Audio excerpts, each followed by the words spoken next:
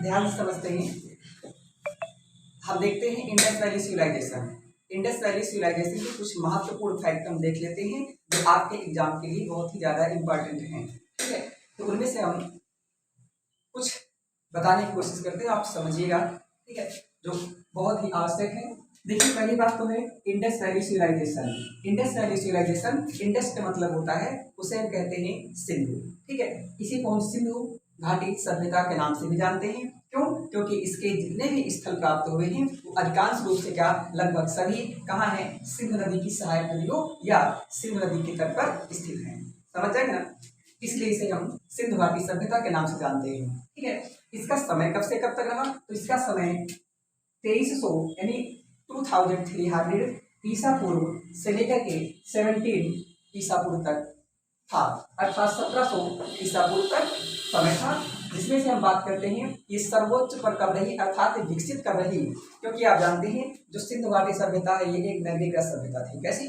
नगरीकृत सभ्यता थी। समझ जाएंगे ना, यानी अर्बन सिविलाइजेशन थी, जिनमें से सबसे ज्यादा सर्वोच्चता पर ये रही 2300 से लेकर के 1900 ईसा पूर्व तक। ठीक है, ये देखने में बड़ा लगता है लेकिन ये छोटा है, क्योंकि जो ईसा पूर्व होता है ये उल्टा चलता है। आप चलोगे यहाँ से 2300 के बाद आपको मिलेगा 2200, 2100, 2000 और यहाँ तक मिला देखा जाए तो लगभग 500 वर्ष है लगभग ना, और यहाँ पर देखा जाए तो लगभग 700 वर्ष।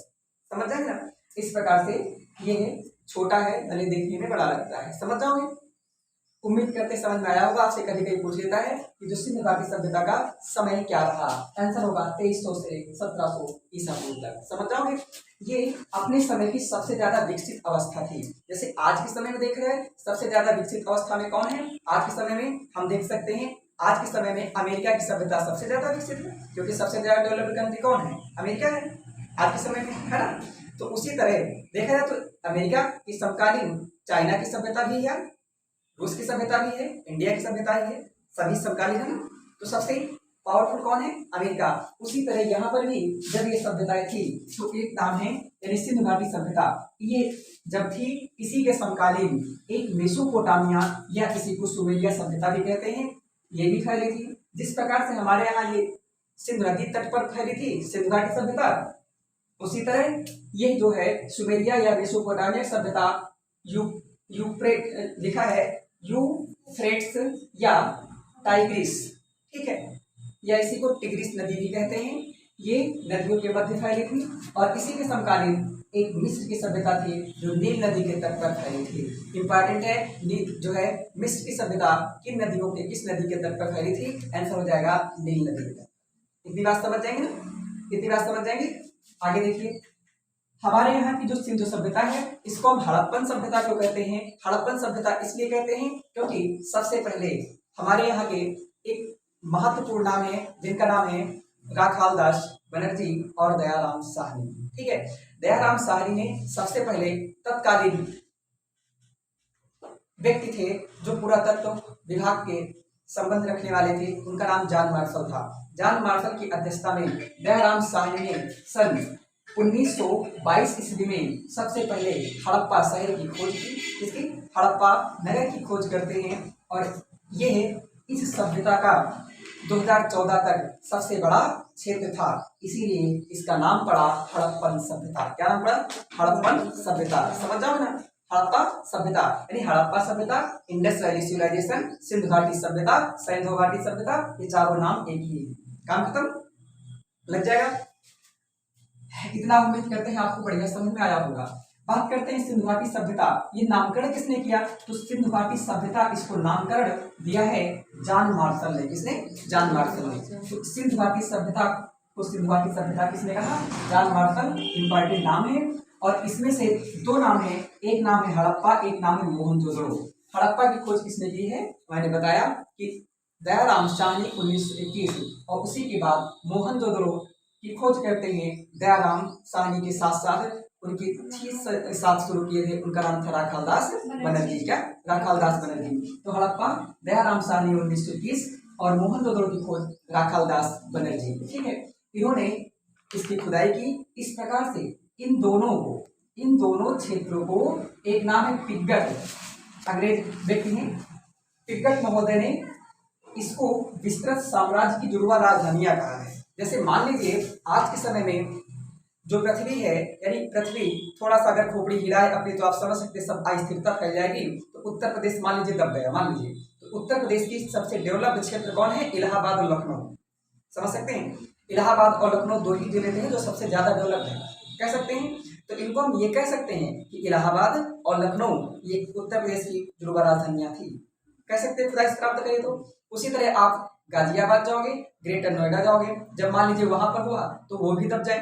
तो ये भी देखा जाए औद्योगिक क्षेत्र में सबसे ज्यादा डेवलप है, तो हम ये कह सकते हैं कि ग्रेटर नोएडा यानी गौतम बुद्ध नगर, ग्रेटर नोएडा क्षेत्र और गाजियाबाद ये दोनों क्या औद्योगिक क्षेत्र की जुड़वा राजधानी थी, हम कह सकते हैं। उसी तरह यहाँ पर है हड़प्पा और मोहनजोदड़ो को तिब्बत महोदय ने विस्तृत साम्राज्य की जुड़वा राजधानियां कहा है, सबसे ज्यादा इंपॉर्टेंट में से एक है। समझ जाओ इतना, इतनी बात समझ जाएंगे। आगे देखिए, इसकी हम बात कर लेते हैं कि इसका विस्तार क्षेत्र क्या रहा। इसका विस्तार क्षेत्र जो है भारतीय उपमहाद्वीप, ठीक है। भारतीय उपमहाद्वीप में कौन है? तो आप वर्तमान में पाकिस्तान और इंडिया, कौन वर्तमान में पाकिस्तान और इंडिया। आपसे पूछा जाएगा कि पूरे हड़प्पा सभ्यता या इंडस वैली सिविलाइजेशन का सबसे बड़ा क्षेत्र कौन है? तो सबसे बड़ा क्षेत्र हड़प्पा था, लेकिन 2014 में और खोजी गए जिसकी वजह से राखी गढ़ी हो गया है। समझ जाए ना, राखी गढ़ी कहाँ है? हरियाणा में। अभी तक भारत का सबसे बड़ा क्षेत्र कौन था? आंसर होता था हरियाणा का राखी गढ़ी, लेकिन अब ये समस्त हड़प्पन सभ्यता का हो गया है। समझ जाएंगे सन 2014 की नई अपडेट के अनुसार, समझ जाएंगे। आगे देखिए, इसका आकार पूछा जाए, इसका आकार रेगुलर है अर्थात त्रिभुजाकार है। कैसा? त्रिभुजाकार। इस प्रकार से पूछ लेता है कि इसका उत्तरी और दक्षिणी और पूर्वी पश्चिमी स्थल क्या है? तो इसका सबसे उत्तरी स्थल है, आंसर हो जाएगा मांडा। क्या है? हड़प्पा सभ्यता का सबसे उत्तरी स्थल कौन सा है? मांडा, ठीक है।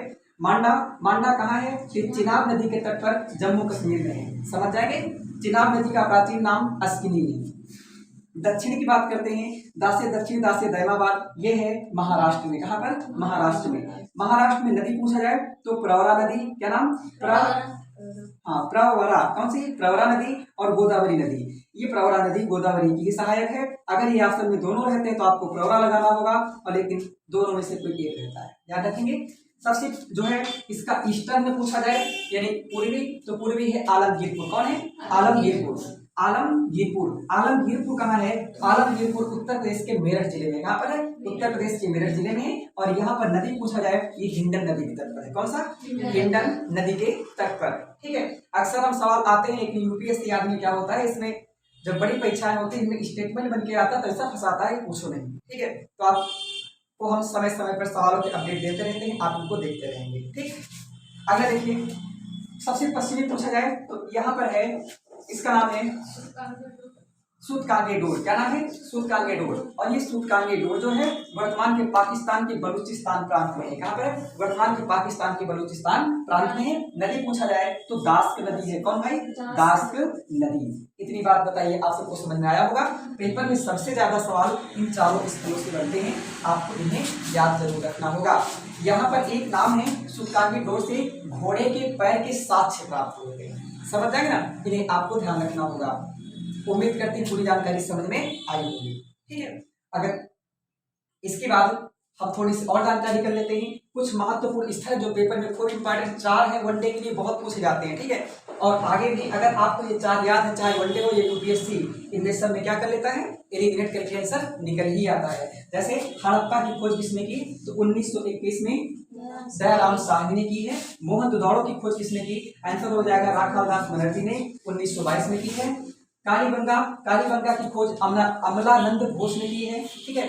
और रोपड़ की खोज बीबी लाल ने की है, ठीक है। आपसे अभी हम इनकी बात करते हैं अगले भाग में, लेकिन जान लीजिए थोड़ा सा, जो हड़प्पा है ये रावी नदी के तट पर है, मोहनजोदड़ो सिंध नदी के तट पर है, कालीबंगा आपका घग्गर नदी के तट पर है। कौन? घग्गर नदी के तट पर है, जिसे हम सरस्वती नदी के नाम से भी जानते हैं, हमने बताया था पीछे, ठीक है। और रोपड़ आपका पंजाब में है, जो आपका सतलज नदी के तट पर है। कहाँ है? सतलज नदी के तट पर है। अभी हम सेकंड भाग में बात करते हैं। उम्मीद करते हैं सारी जानकारी पसंद आई होगी, ठीक है। और आपने अगर अभी तक चैनल सब्सक्राइब नहीं किया है कृपया इसे जरूर करेंगे। धन्यवाद।